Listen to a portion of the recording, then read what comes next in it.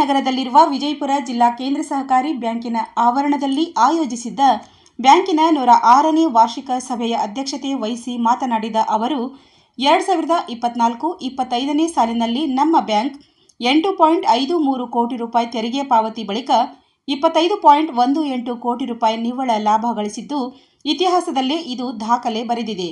106 ವರ್ಷಗಳ ಇತಿಹಾಸದಲ್ಲಿ ನಮ್ಮ ಬ್ಯಾಂಕ್ 99 ವರ್ಷಗಳಲ್ಲಿ 245.90 ಕೋಟಿ ರೂಪಾಯಿ ಲಾಭದಲ್ಲಿ ಮುನ್ನಡೆದು ಆರ್ಥಿಕ ಸ್ಥಿರತೆ ಕಾಯ್ದುಕೊಂಡಿರುವುದು ನಮ್ಮ ಬ್ಯಾಂಕಿನ ಸಾಧನೆ ಎಂದರು.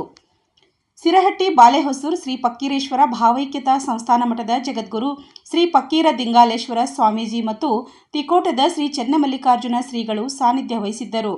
ಬ್ಯಾಂಕಿನ ಉಪಾಧ್ಯಕ್ಷರಾದ ರಾಜಶೇಖರ್ ಗುಡದಿನ್ನಿ, ನಿರ್ದೇಶಕರಾದ Suresh Biradar, Shekhar Dalavayi, BS Patil Yalagi, Kallanagouda Patil, Hanamantharayagouda Patil, Gurushant B Nidoni, Chandrashekhar Patil, Managuli Aravind Pujari, S Jangirdar ಸೇರಿದಂತೆ ಹಲವಾರು ಉಪಸ್ಥಿತರಿದ್ದರು.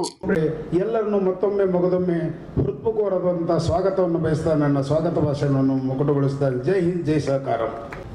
ಇವತ್ತಿನ ಈ ಕಾರ್ಯಕ್ರಮದ ದಿವ್ಯ ಸಾನ್ನಿಧ್ಯತೆಯನ್ನು ವಹಿಸತಕ್ಕಂಥ ಶ್ರೀಮಂತ ಸಂಸ್ಕರಣೆ ಇತರೆ ಎಲ್ಲ ಸಹಕಾರಿ ಸಂಘಗಳ ಅಧ್ಯಕ್ಷರೇ, ಉಪಾಧ್ಯಕ್ಷರೇ, ನಿರ್ದೇಶಕ ಮಂಡಳಿಯವರೇ ಹಾಗೂ ಎಲ್ಲ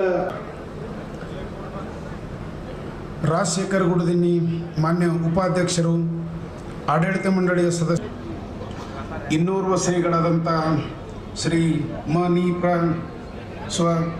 ಚೆನ್ನಮಲ್ಲಿಕಾರ್ಜುನ ಸ್ವಾಮಿಗಳು, ವಿರಕ್ತ ಮಠ ತಿಕೋಟ, 106ನೇ ವಾರ್ಷಿಕ ಮಹಾಸಭೆಗೆ ತಮ್ಮನ್ನೆಲ್ಲರನ್ನು ಅತೀವ ಸಂತೋಷದಿಂದ ಸ್ವಾಗತ ಬೆಳೆಸ್ತಾ ಇದ್ದೇನೆ. ಈ ಒಂದು ಸಮಾರಂಭದ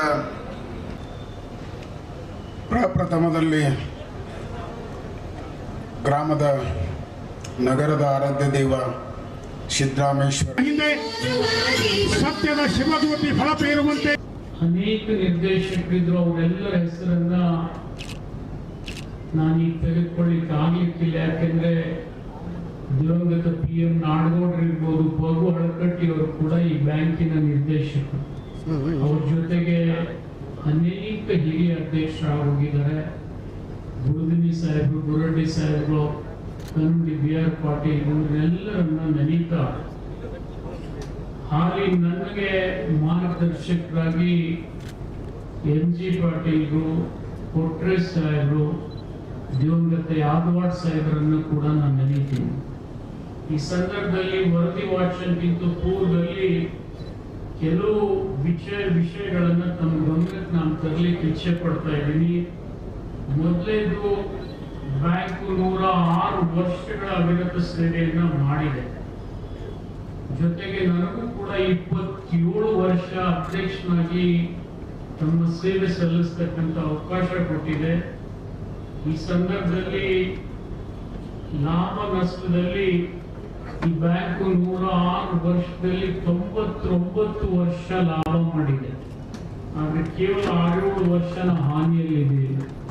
ಆ 99 ವರ್ಷದಲ್ಲಿ ಇವತ್ತು ಸಾಕಷ್ಟು ಲಾಭ ಮಾಡಿ ನಾವು ದಾಪುಗಾಲನ್ನು ಹಾಕ್ತಾ ಇದ್ದೀವಿ.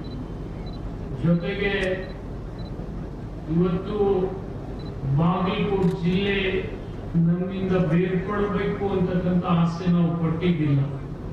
ಆದ್ರೆ ಸರ್ಕಾರದ ನೀತಿ ನಿಯಮಕ್ಕೆ ಅನುಗುಣವಾಗಿ ಬಾಗಲಕೋಟೆ ಜಿಲ್ಲೆ ಕೂಡ ವಿಭಜನೆ ಮಾಡಿ ನಾವು ಕೊಟ್ಟಿದ್ದೀವಿ. ಜೊತೆಗೆ ಈ ಜಿಲ್ಲೆಯ ಅನೇಕ ಸರ್ಕಾರಿ ಸಂಸ್ಥೆಗಳು ಆಗಾಗ ಸ್ವಲ್ಪ ಅಡಚಣೆ ಆಗಿ ಸ್ಥಿತಿಲಾವಸ್ಥೆಗೆ ಬಂದಾಗ ಅವರಿಗೆ ನೆರವಿಗೆ ನಿಂತಿರ್ತಕ್ಕಂಥ ಏಕೈಕ ಬ್ಯಾಂಕ್ ಯಾವುದಾದ್ರಿದ್ರೆ ಅದು ಬಿಜಾಪುರ DCC ಬ್ಯಾಂಕ್ ಅಂತ ಹೇಳಿ ಬಹಳ ಹೆಮ್ಮೆಯಿಂದ ನಾನು